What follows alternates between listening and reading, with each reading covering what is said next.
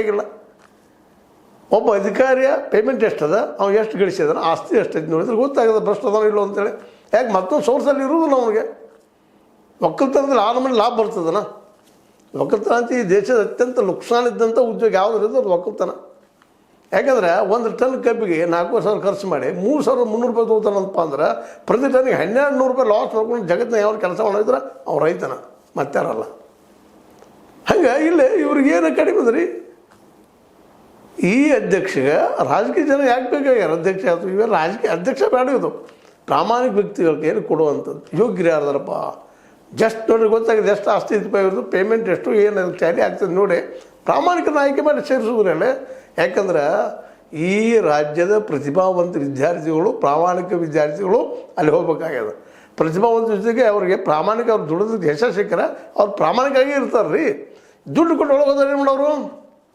ಕತ್ರಿ ಹಾಕೊಂಡು ಕೂತೇ ಬಿಡ್ತಾರೆ. 2 ಬಡ್ಡೆ ಕತ್ರಿ ಕೂತು ಬಿಡೋದು. ಒಂದು ದೇಶ ವ್ಯವಸ್ಥೆ ಹದಗೆಟ್ಟು ಹೋಗಿಬಿಟ್ಟದೆ ಇದು.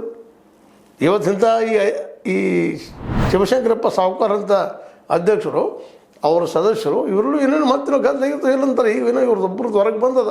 ಇನ್ನೂ ಉಳಿದವ್ರು ಎಷ್ಟು ಮಂದಿ ಇದು. ಪ್ರತಿ ವರ್ಷವೂ ಪಾಪ ಅನೇಕ ವಿದ್ಯಾರ್ಥಿಗಳು, ಅಭ್ಯರ್ಥಿಗಳು ಕೋರ್ಟ್ಗೆ ಹೋಗ್ತಾರೆ, KT ಹೋಗ್ತಾರೆ, ಮತ್ತೆಲ್ಲೂ ಹೋಗ್ತಾರೆ. ಕಡಿಕ ಶೂನ್ಯ ಸಂಪಾದನೆ, ಬಡದಾಡೋಷ್ಟೇ ಕೆಲಸ ಇವೆಲ್ಲ ನಿರಂತರ ನಡೀತಾ ಬಂದವ.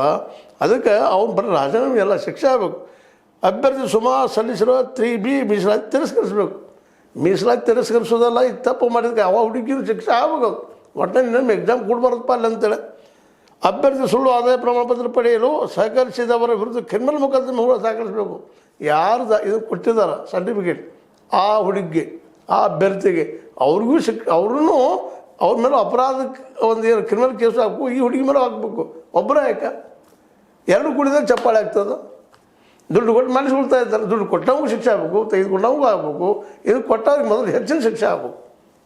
ಆನಂತರ ಅಭ್ಯರ್ಥಿಯನ್ನು ಅನರ್ಹಗೊಳಿಸಬೇಕು. ಅನರ್ಹ ಹಾಗೇ ಆಯ್ತು. ಈಗಾಗಲೇ ಅನರ್ಹ ಇದ್ದಾರೆ, ಅವ್ರು ಉಳಿಸೋದು ಪ್ರಶ್ನೆ ಇಲ್ಲ. ಪಾಪ ಬೇಡ್ತಾ ಇದ್ದಾರೆ, ಅಡ್ಡಿಯಿಲ್ಲ.